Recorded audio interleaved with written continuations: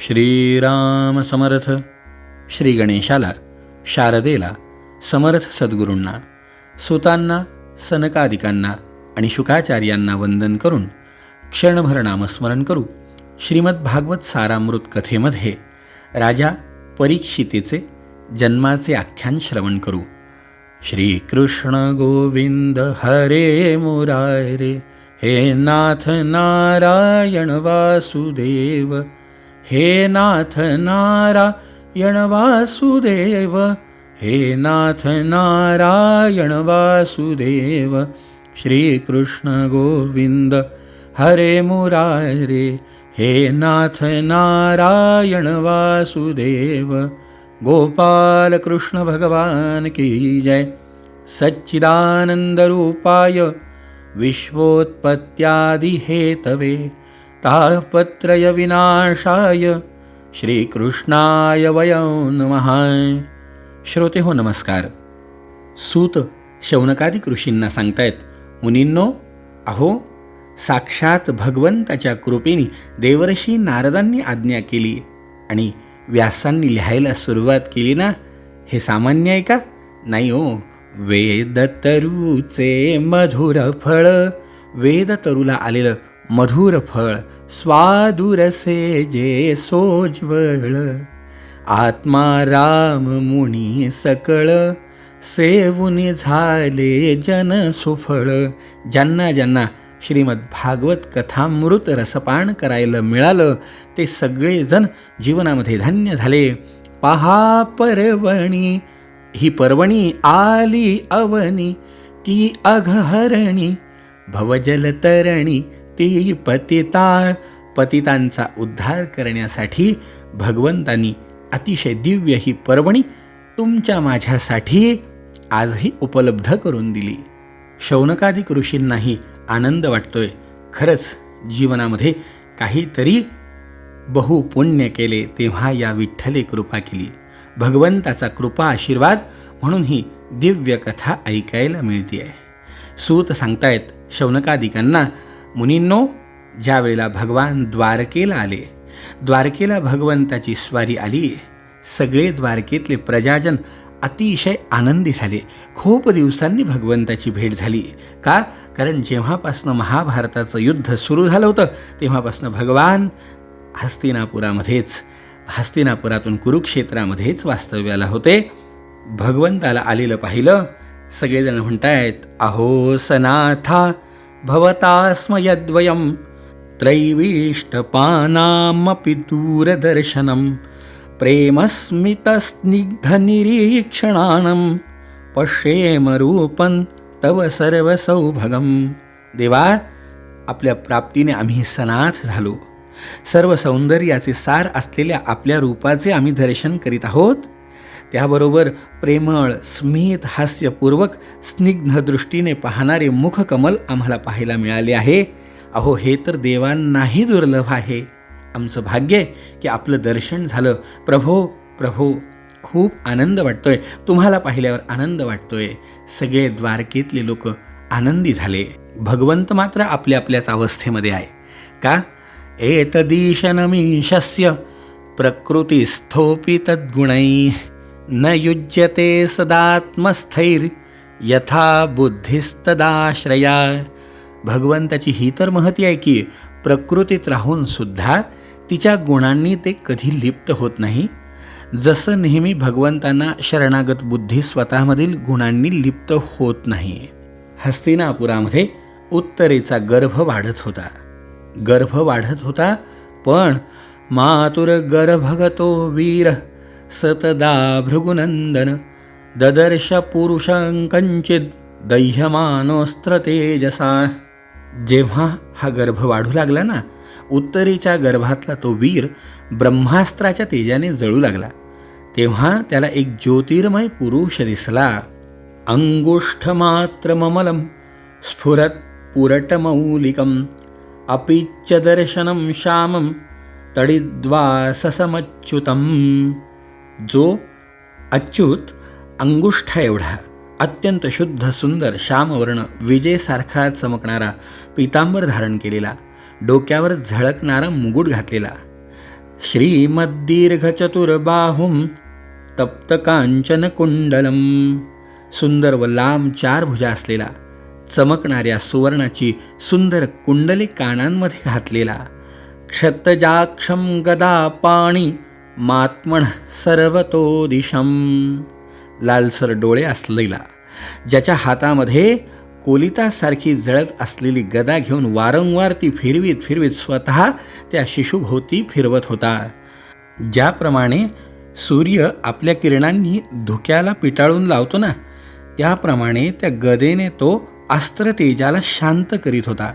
आपल्याजवळ असलेल्या त्या पुरुषाला बघून हा कोण आहे असा तो शिशू वारंवार विचार करू लागला. अशा प्रकारे 10 महिन्यांचा गर्भस्थ शिशू समोरच धर्मरक्षक अप्रिय भगवान श्रीकृष्ण अस्त्र तेजाला शांत करून तिथेच अंतर्धान पावताना त्या गर्भाने पाहिलं. त्यानंतर अनुकूल ग्रहांचा उदय झाला असता सर्व सद्गुणांना विकसित करणाऱ्या शुभ मुहूर्तावर पांडुवंशीय परीक्षिताचा जन्म झाला. परीक्षित भगवान की जय. इकडे उत्तरेने उत्तम एका मुलाला जन्म दिलेली बातमी कळाल्याबरोबर धर्मराजांनी दान धर्म करायला सुरुवात केली.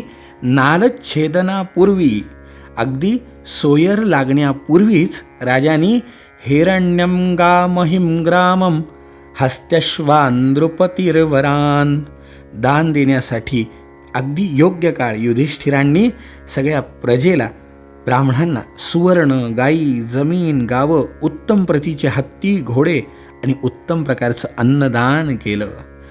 आनंदी आनंद झाला. उत्तरेने एका उत्तम मुलाला जन्म दिला.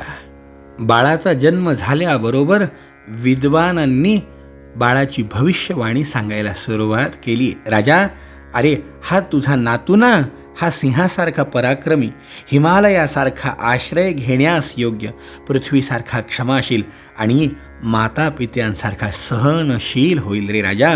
मृगेंद्र इव विक्रांतो निषेव्यो हिमवानिव तितिक्षुर्वसुधेवासौ सहिष्णु पितराविव पितामह समसाम्ये प्रसादे गिरीशोपमः. पितामह ब्रह्मदेवांप्रमाणे याच्या अंगी समता असेल.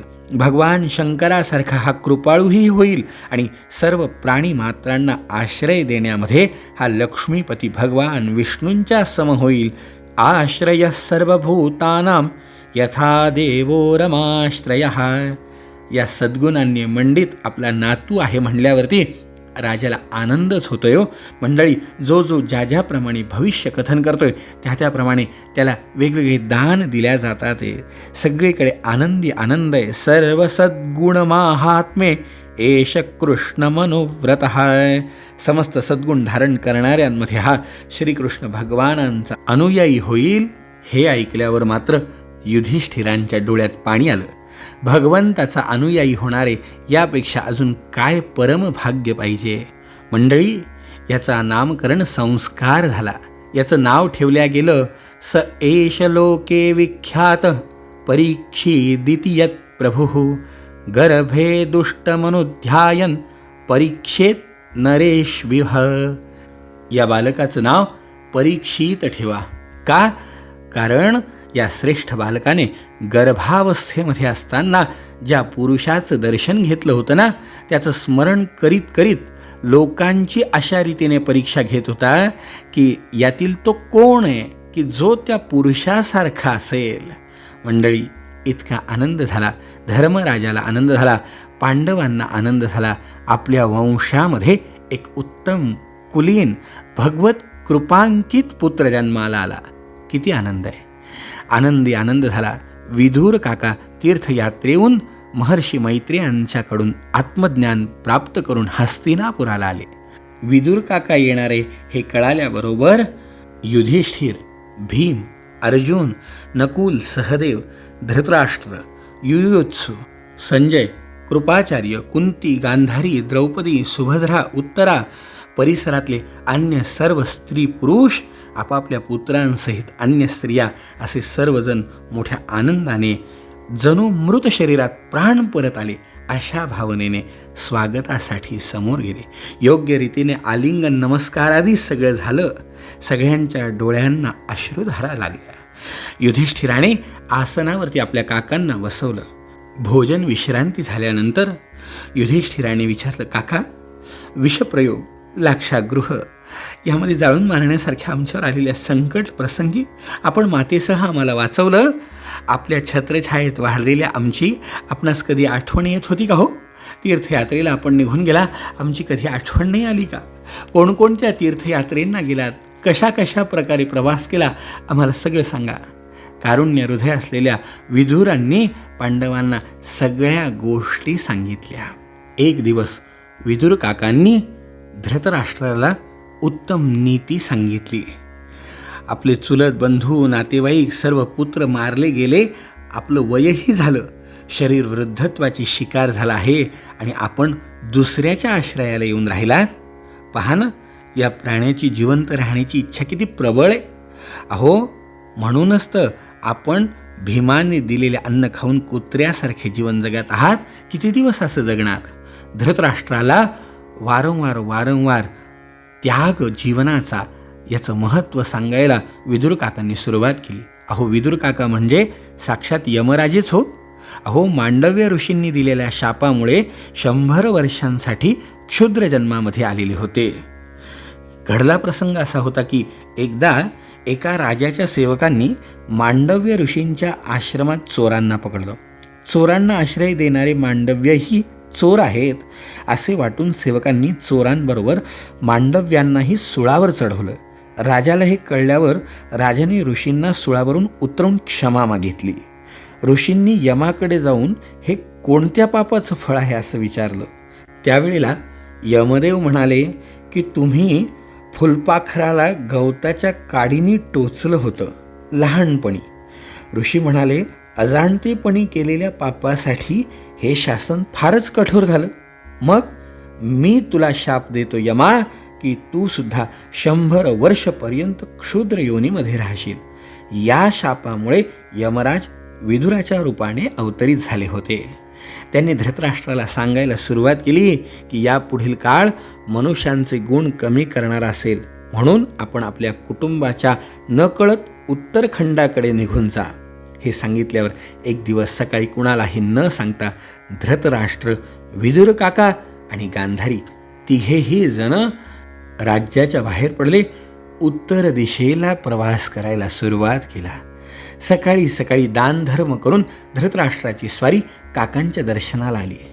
जेव्हा इकडे तिकडे शोध करूनही हे तिघे सापडेना, तेव्हा संजय यांनी सांगितलं की मलाही माहिती नाही की हे तिघेजण कुठे गेले.